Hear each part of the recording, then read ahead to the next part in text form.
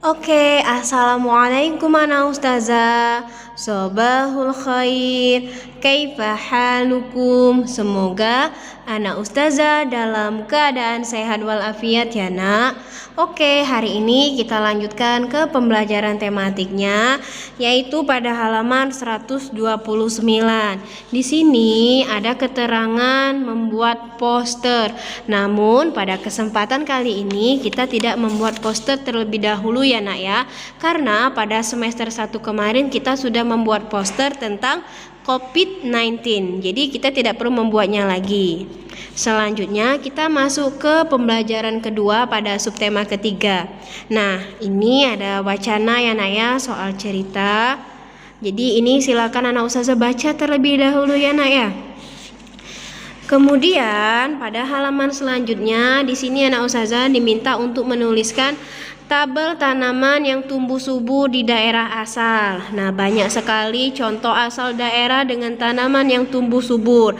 Namun di sini ada 10 yang kita pilih dan kita pelajarin hari ini. Misal nomor 1, Papua. Tanaman yang tumbuh subur di Papua ada pohon sagu. Sumatera Barat yaitu misalnya padi, dan seterusnya. Ini bisa langsung anak ustazah tulis ya, sama di buku tematik anak ustazah.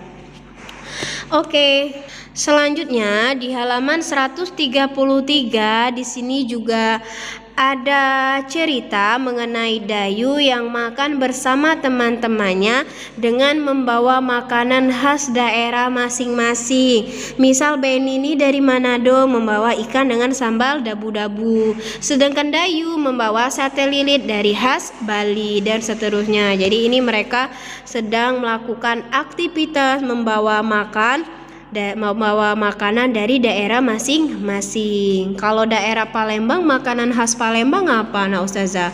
Jawabannya adalah pempek. Selanjutnya di halaman 134 ini surat ya nak ya. Surat seperti biasa. Surat itu ada tanggalnya, ada tempatnya, tahunnya, kemudian siapa yang mengirim, ada isinya. Jadi ini merupakan komposisi dari surat. Lalu di halaman 135 di sini, tahukah anak ustazah dari mana asal hujan dan kemana perginya air hujan?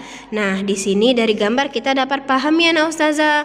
Jadi terjadinya hujan yaitu dari sinar matahari yang panas, kemudian membuat air laut menjadi menguap karena panas teriknya dari sinar matahari. Kemudian dari air laut yang menguap itu berkumpul ke atas, yaitu berkumpul menjadi awan. Semakin besar awan dan semakin gelap sehingga tidak tertampung lagi, maka turunlah rintik-rintik hujan yang berasal dari awan, dan rintik-rintik hujan ini jatuh ke bumi yang disebut dengan hujan. Jadi itu merupakan proses terjadinya hujan. Di semester 1 juga sudah pernah kita bahas ya nak ya, mengenai proses terjadinya hujan. Nah, sama kayak gini, bagaimana hujan terjadi.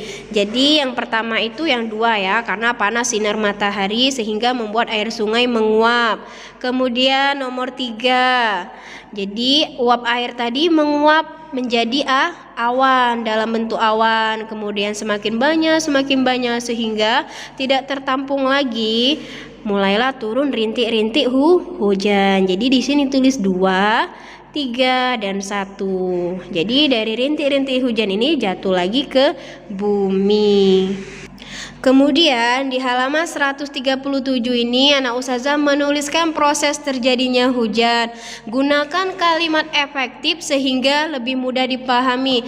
Jadi anak ustazah silakan ceritakan proses terjadinya hujan menurut anak ustazah yang anak ustazah pahami ya, yang seperti apa. Jadi boleh dibuat karangan bebas, tapi dengan sesuai dengan proses terjadinya hujan seperti ini ya nak ya. Jadi silakan dibuat. Kemudian di halaman 139 Ini kita menyelesaikan soal pecahan dalam bentuk soal cerita. Misal nomor 1, di dalam bus Lani membuka bekal makanannya. Lani membawa kue lapis yang sudah dipotong menjadi 10 bagian sama besar. Nah, anak ustazah, 10 bagian ini kita jadikan sebagai penyebut. Oke, silakan ditulis. Ini penyebutnya berarti 10. Kemudian Lani makan 3 potong kue, ditulis angka 3. Kemudian Mama makan 2 potong kue. Jadi kalau ditanya berapa bagian kue yang dimakan, berarti itu kita jumlahkan ya nak ya. Tinggal kita jumlahkan 3 ditambah 2 sama dengan 5. Dan penyebutnya itu tetap ya nak ya, tidak boleh diubah. Oke, selanjutnya di nomor 2 ini lagi, Lani membawa bekal buah apel. 1 buah apel dipotong menjadi 8 bagian. Nah, 8 bagian ini dijadikan penyebut ya nak ya. Oke, dibuat dulu penyebutnya 8. Lani makan 4 bagian, berarti yang pertama kita tulis 4/8 ditambah papa makan berapa bagian? 2 bagian, jadi 2/8. Jadi tinggal kita jumlahkan saja nah ustazah, 4 ditambah 2 sama dengan 6 dan penyebutnya tetap ya nak ya, berarti 8. Oke, selanjutnya nomor 3, sebelum berangkat Mama menggoreng pempek lenjer. 1 lenjer dipotong menjadi 6 bagian, jadi dibuat 6. Lani makan 2 potong dan Mama juga makan 2 potong.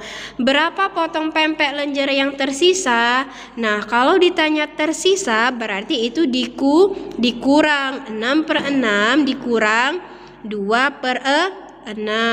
2/6, lalu dikurang lagi 2/6, maka 6 dikurang 2 dikurang 2 hasilnya adalah 2, yaitu 2/6. Yang terakhir di nomor 4, saat haus Lani minum air putih dari sebuah botol air mineral. Lani baru meminum 1/4 air dalam botol. 1/4 bisa kita tulis dalam pecahan yaitu 1/4.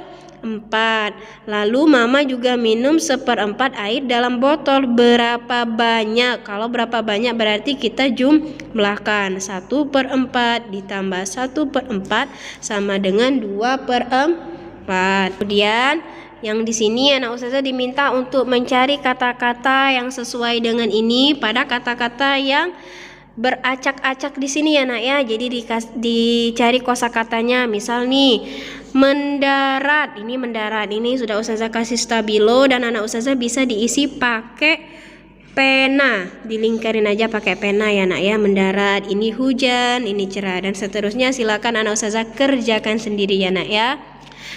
Dan terakhir, PR untuk anak ustazah, silakan menggambar di buku gambar. Ini pola dekoratif khas Sulawesi. Jadi silakan digambar, pilih salah satu motif ini atau ini atau ini. Jadi digambar satu saja, silakan digambar di buku gambar. Oke, syukron anak ustazah. Ustazah akhiri. Wassalamualaikum.